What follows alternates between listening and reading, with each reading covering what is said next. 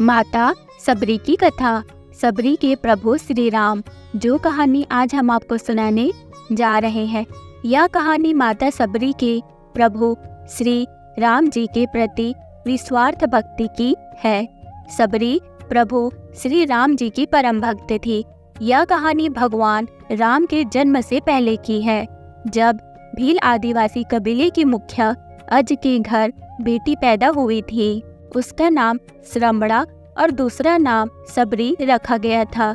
सबरी की माँ इंदुमती उसे खूब प्यार करती थी।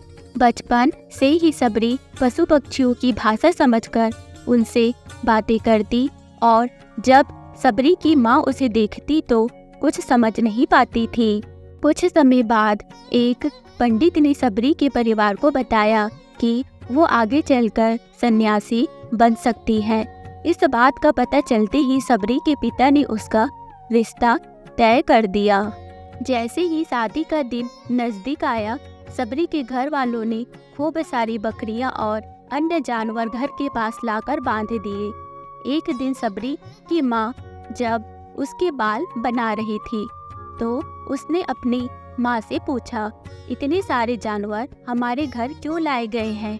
माँ ने जवाब दिया, बेटी, तुम्हारा विवाह होने वाला है, इसीलिए हम लोगों ने इनका इंतजाम बलि के लिए किया है। तुम्हारी शादी के दिन ही बलि प्रथा होगी और फिर इनसे स्वादिष्ट भोजन बनाकर सबको परोसा जाएगा। यह सुनकर सबरी दुखी हो गई।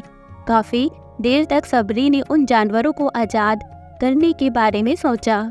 सोचते सोचते सबरी के मन में हुआ कि अगर ये जानवर यहाँ नहीं होंगे तो इनकी बलि रुक सकती है। ऐसा नहीं हुआ तो मेरे घर से कहीं चले जाने पर ही यह बलि रुकेगी। जब मैं नहीं रहूंगी तब न विवाह होगा और न ही बलि प्रथा। इससे मासूम जानवर बच जाएंगे। इसी सोच के साथ जानवरों को रखी गई जगह पर सबरी पहुंची। उसने सोचा कि उन्हें खोल देती हूँ, लेकिन वो ऐसा नहीं कर पाई। उसके बाद सबरी जंगल की तरफ भागने लगी। भागते भागते सबरी ऋषि मुख पर्वत पर पहुंच गई। वहां करीब 10,000 ऋषि रहा करते थे। सबरी को लगा कि वो भी इसी जंगल में किसी तरह ऋषि मुनियों की सेवा करके अपना जीवन जी लेगी। वो चुपचाप उसी जंगल में एक हिस्से में किसी तरह से रहने लगी। सबरी ने रोजाना ऋषि मुनियों की झोपड़ी के आगे झाड़ू लगाती और हवन के लिए लकड़ियां भी लाकर रख देती। ऋषि मुनियों को समझ में नहीं आ रहा था कि जंगल में उनके काम अपने आप कैसे हो रहे हैं। एक दिन सबरी को किसी ऋषि ने देख लिया। उसे देखते ही उसका परिचय पूछा। जैसे ही सबरी ने बताया कि वो भील आदिवासी परिवार से संबंध रखती है तो उसे ऋषियों ने खूब डांट लगाई। सबरी को इस बात का बिल्कुल भी पता नहीं था कि उसकी जाति छोटी है और उसे ऋषियों द्वारा जाति की वजह से अपमान सहन करना पड़ेगा। इतना सब होने के बाद भी सबरी हर ऋषि मुनि के दरवाजे पहुंचती और उनके आंगन में झाड़ू लगाकर उनसे गुरु दीक्षा देने के लिए कहती। हर कोई सबरी को उसकी जाति की वजह से अपने आश्रम से भगा देता था। ऐसा होते होते काफी समय बीत गया। उसके बाद सबरी मतंग ऋषि की कुटिया में पहुंची। वहां पहुंचकर मतंग ऋषि को सबरी ने बताया कि वो उनसे गुरु दीक्षा लेना चाहती है। उन्होंने खुशी खुशी उसे अपने गुरुकुल में रहने दिया और भगवान से जुड़ा ज्ञान देते रहे। सबरी ने भी अपने गुरु मतंग ऋषि की सेवा करने में कोई कसर नहीं छोड़ी। वो गुरुकुल के भी सारे काम करती थी।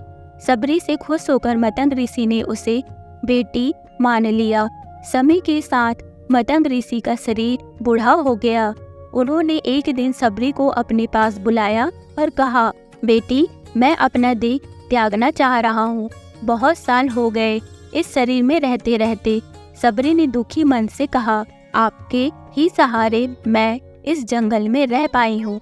आप ही चले जाएंगे तो मैं जी कर क्या करूँगी? आप अपने संग मुझे भी ले जाइए, मैं भी देह त्याग दूंगी। मतंग ऋषि ने जवाब दिया, बेटी, तुम्हें चिंता करने की जरूरत नहीं है। राम तुम्हारी चिंता करेंगे और ध्यान भी रखेंगे। सबरी ने राम का नाम सुनने के बाद पूछा, वो कौन है और उन्हें मैं किस तरह से ढूंढूंगी? मतंग ऋषि ने बताया, राम कोई और नहीं भगवान है। वो तुम्हें सारे अच्छे कर्मों का फल देंगे। तुम्हें उन्हें ढूंढने की कोई जरूरत नहीं है। वो एक दिन खुद तुम्हें खोजते हुए इस कुटिया में आएंगे और तुम्हें उनके हाथों ही मोक्ष मिलेगा। तब तक तुम इसी आश्रम में रहो।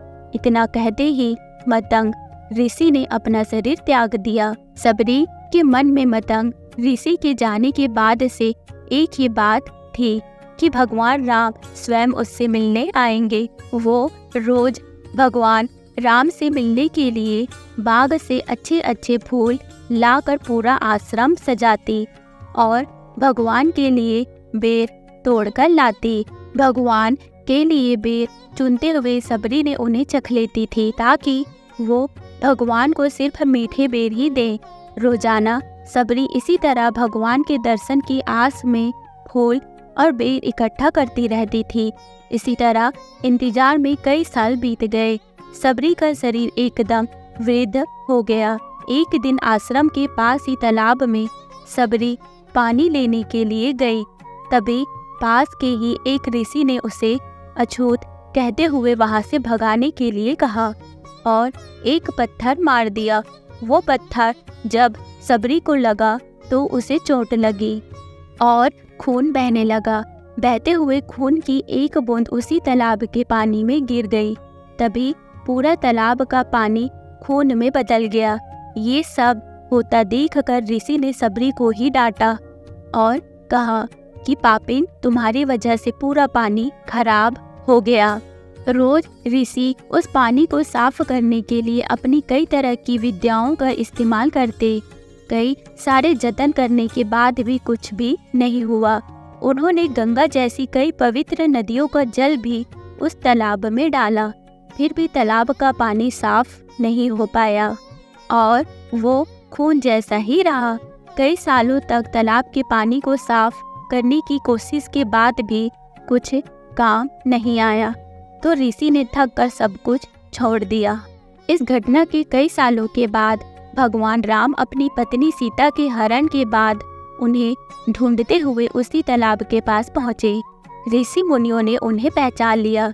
भगवान को वहां देखकर ऋषियों ने तालाब का पानी साफ करने के लिए भगवान को अपने पैर उसमें डालने के लिए कहा, लेकिन पानी जैसे का तैसा ही था।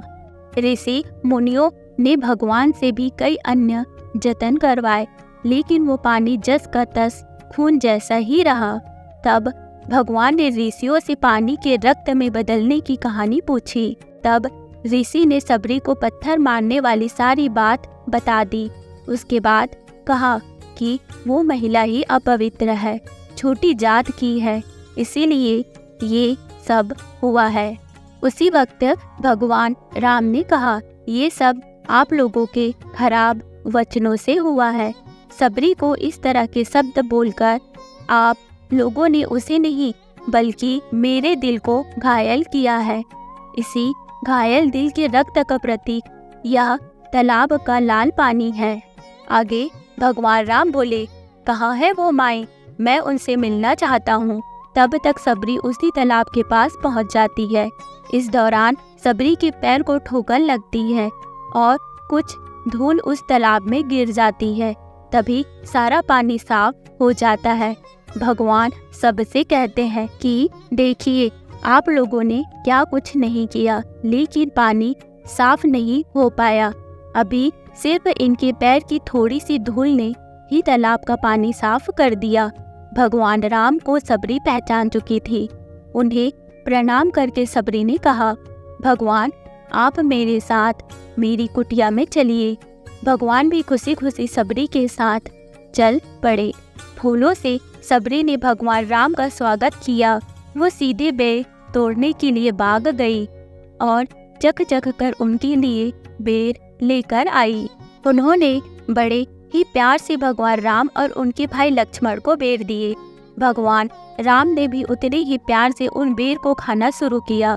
तभी बेर देखकर मुंह बनाते हुए लक्ष्मण ने कहा, भैया ये बेर झूठे हैं, इन्हें आप कैसे खा सकते हैं?